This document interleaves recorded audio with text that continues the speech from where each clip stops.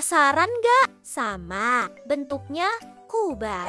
Yang rata-rata tuh sama. Bangunannya simetris, terus nggak rubuh.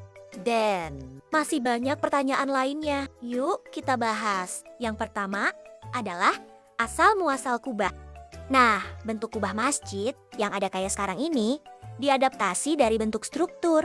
Kubah pertama yang dibuat bangsa Romawi. Struktur kubah pertama kali dibuat untuk kuil Pazion yang udah dibangun dari tahun 126 Masehi. Dan arsiteknya adalah Vitruvius untuk kuil penyembah dewa-dewi. Struktur kubah ini dibuat untuk memperluas ruang pemujaan yang ada di dalam kuil. Struktur kubah ini dikembangkan oleh arsitek Romawi di era Bizantium. Salah satunya adalah kubah Basilika St. Petrus yang kubahnya dirancang sama Michelangelo. Mimarsinan inilah yang paling banyak memberi pengaruh buat arsitektur masjid di Indonesia dan di dunia sampai sekarang. Yang kedua, semua masjid memang bentuknya harus bundar kah? Iya ya, kita sering lihat bentuk kubah masjid. Bentuknya tuh bundar dan sama semua. Emang gak bisa bentuk lain kah? Kayak kotak gitu. Jadi bentuk bundar tuh sebenarnya punya fungsi rahasia buat suara. Zaman dulu sebelum ada speaker canggih, bentuk kubah yang melengkung itu gunanya buat mantulin suara imam ke seluruh ruangan, biar kedengeran jelas dan megah. Selain itu, bentuk-bentuk bundar itu secara struktur yang paling kuat dan gak butuh banyak tiang di tengah. Ruangan jadi lebih luas dan sirkulasi udara lebih muter lebih lancar. Makanya di dalam masjid tuh rasanya adem banget. Yang ketiga adalah perkembangan dan perbedaan kubah. Apa sih bedanya kubah zaman dulu dengan zaman sekarang? Oke, coba kita tanya orang zaman dulu. Info tentang pembuatan kubah zaman dulu. Permisi, apakah Bapak boleh menjelaskan kepada kita semua bagaimana dan apa saja perbedaan kubah dari segala aspek? Tentu saja boleh. Mari saya jelaskan.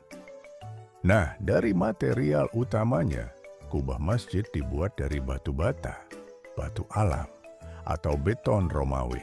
Ketebalannya sangat tebal agar kuat menahan gaya tekan dan butuh dinding penopang yang sangat masif dan lebar.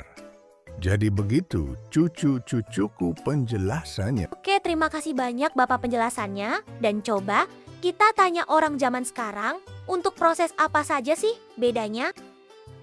Hei, bisakah kamu jelaskan padaku apa saja yang menjadi pembeda proses pembangunan kubah zaman sekarang? Haha, boleh banget friends. Sini, aku jelaskan. Dari bahan utamanya zaman sekarang menggunakan baja ringan, kaca, atau panel serat karbon, dan ketebalannya jauh lebih tipis, namun kuat. Dan untuk menghitung zaman sekarang menggunakan software, simulasi beban dan statistik. Terima kasih Bang atas penjelasannya.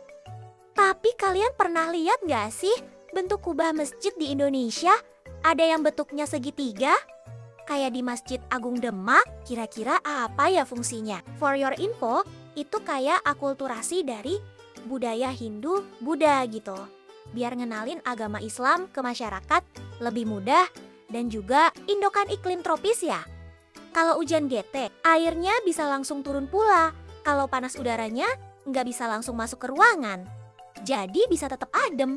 Yang keempat, yuk bedah rahasia kubah. 1. Kesetimbangan benda tegar.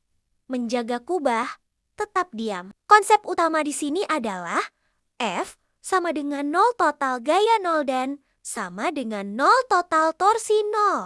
Gaya tekan ke bawah gravitasi.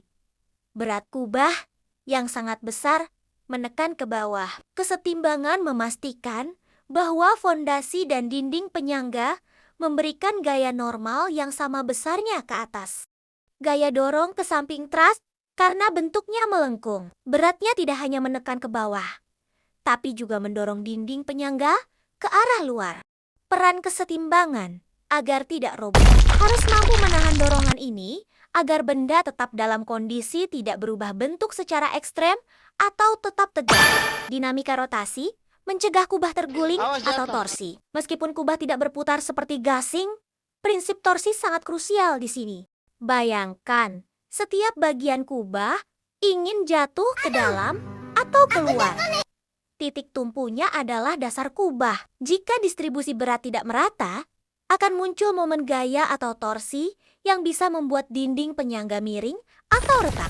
Itulah sebabnya, kubah masjid hampir selalu berbentuk simetris sempurna, lingkaran atau bola. Dengan bentuk yang simetris, torsi dari sisi kiri akan dibatalkan oleh torsi dari sisi kanan. Torsi kiri, torsi kanan sama dengan 0. Momen inersia. Dalam pembangunan, pemilihan material beton, baja, atau enamel menentukan distribusi massa. Semakin baik distribusi massanya terhadap pusat gravitasi, semakin stabil kubah tersebut terhadap gangguan luar seperti angin kencang atau gempa bumi. Singkatnya, dinamika rotasi mengatur bagaimana beban lengkung itu didistribusikan agar tidak menghasilkan kubah roboh. Sementara kesetimbangan memastikan semua gaya tersebut teredam sempurna. Dan yang terakhir adalah, apa hubungannya dengan perhitungan? Sebelum membangun masjid, terutama kubahnya, arsitek biasanya perlu tahu kondisi daerahnya. Lalu mereka mengumpulkan data cuaca selama beberapa waktu di tempat itu. Contohnya kayak berapa?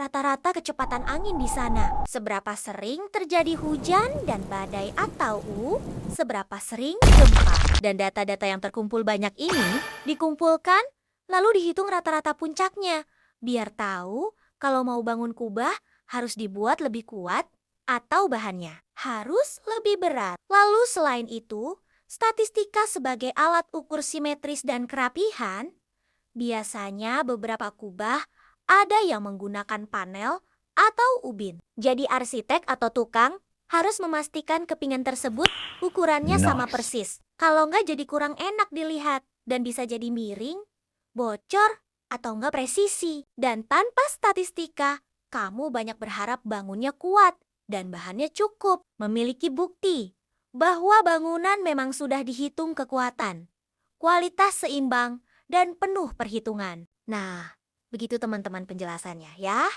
Kita sudah sampai di penghujung pembelajaran bahwa fungsi dinamika rotasi dan kesetimbangan benda tegar bisa dijelaskan dan punya hubungan dengan banyak mata pelajaran. Semoga kalian dapat mengerti dan bisa mengambil ilmunya. Thank you for watching and see you next time. Timan-timan. Wassalamualaikum warahmatullahi wabarakatuh.